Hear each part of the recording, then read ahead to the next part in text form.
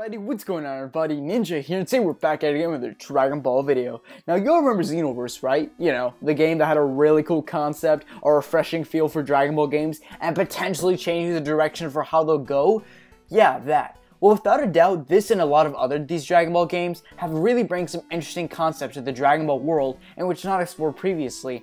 While some of it is, well, clear fan service, some of these new storylines and concepts are really unique at what it accomplishes, and that makes for such a fascinating idea, even for a video game of all things. And a lot of this is really well written, well put together, it just has nice fan service that's not like overly too much or whatever. So after doing some research, I thought it'd be interesting to share some unique Dragon Ball video game story concepts that you all may like. Now, I'm going to start off with something many people are familiar with, the Time Patrol, and this goes way back, like when Supreme Kai was still regular Kai. But anyways, when Supreme Kai, whose real name was Konoha by the way, and Demigirl were in charge of raising Toki Toki, the bird that we all know from the first game, it was all peaceful time and whatnot until Demigirl started experimenting with this bird and using her for research never explored before in history. Demigirl's tampering with Toki Toki was really starting to fragment time, and it was only a matter of time until Konoha noticed and ultimately defeated Demigirl and his two wizard allies in a battle.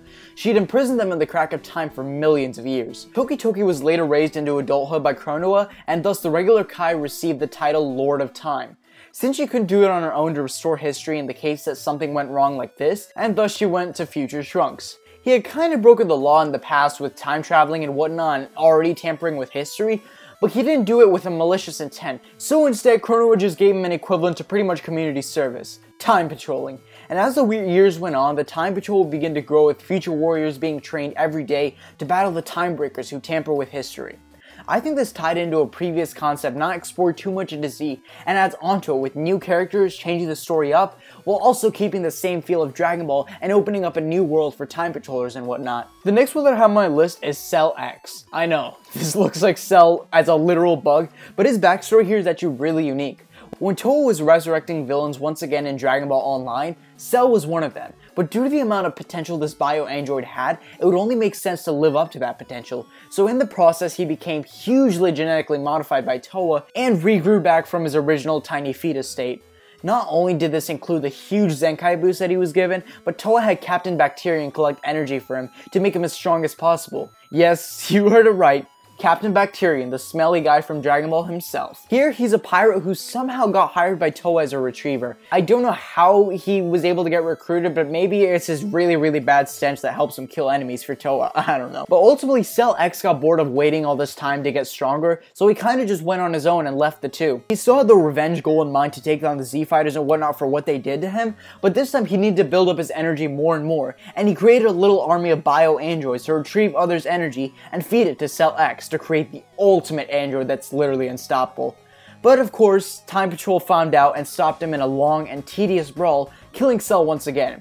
I like this because it brings back an old villain and shows a new dope turn on the character. Plus, how can you not love his design? So intimidating. Showing Trunks after the androids in the new Majin Saga, from Shin Budokai Another Road. Now in Dragon Ball Super we saw Trunks' life and what happened after the defeat of the future androids, but that concept was already done by Shin Budokai. Shin Budokai had essentially the same instance where future Dabura and future Babidi attempted to revive Majin Buu, but Trunks had to come in and stop them with the help of the Kaioshins. Thing is though, Trunks didn't have that much of an advantage compared to what happened in Super.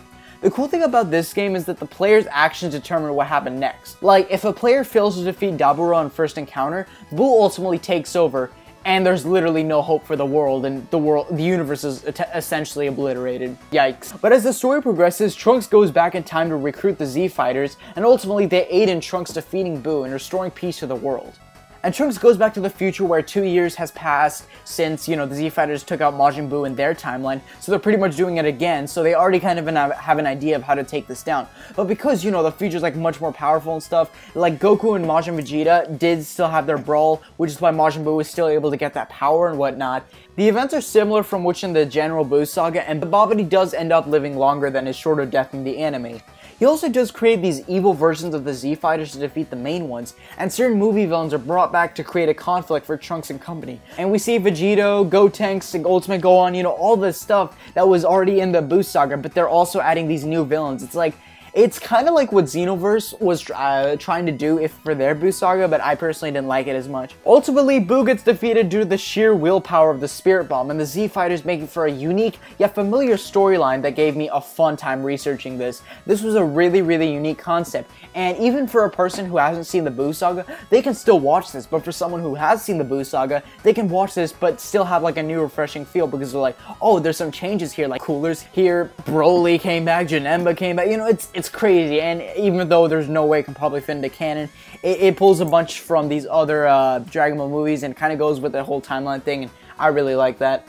Now, there are plenty other Dragon Ball video games with the unique story concepts like Dragon Ball VR Versus, an arcade Dragon Ball game, which was only released in Japan, by the way, where the player pretty much gets to pick one Z Fighter and has to go up against all of them until he gets to the final boss, which is Ozoto. He's this mysterious alien with a really cool design, but his motives and detail were quite vague considering this didn't really have that much of a story. One cool thing though is that each of the Z Fighters, if you beat Ozoto, you get to see like a little cutscene of what each Z Fighter gets to wish for, because they get the Dragon Balls as a reward and stuff. It's not really that much of a story, but I still think it's kind of interesting to note. Another one is probably one that you all are familiar with. It's Dragon Ball Fusions on the 3DS, which came out a couple months ago actually in the US. Pretty much two heroes wish for the greatest martial arts tournament ever with the Dragon Balls, including what-if fusions, subplot storylines, and all of this happened because they got sucked into a time-space rift and lived through this world of Dragon Ball with these these goofy things happening, where these villains are fusing, so they have to take down this fused villain,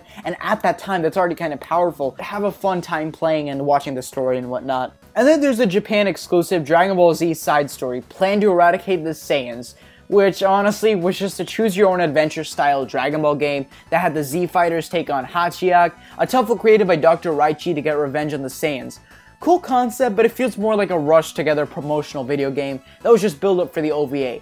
And to be fair, the OVA wasn't even that great to begin with. And it was sort of localized here, but not dubbed, because it came with, if you bought a copy of Raging Blast 2, you will get the special edition of Plan to Eradicate the Super Saiyans, which is like a shorter version of the original OVA animation. But I will say, the video game, while its execution for its characters weren't very good, it still made for an interesting and enjoyable storyline to see. And that's pretty much some Dragon Ball unique storylines, exclusive or originating from the video games. Don't underestimate what these video games can showcase, because I actually enjoyed some of these concepts more than certain ones in Super. Anyways, I hope you all enjoyed this video, as I had a lot of fun researching and putting this together. If you learned something from this or were entertained at the very least, I've done my job.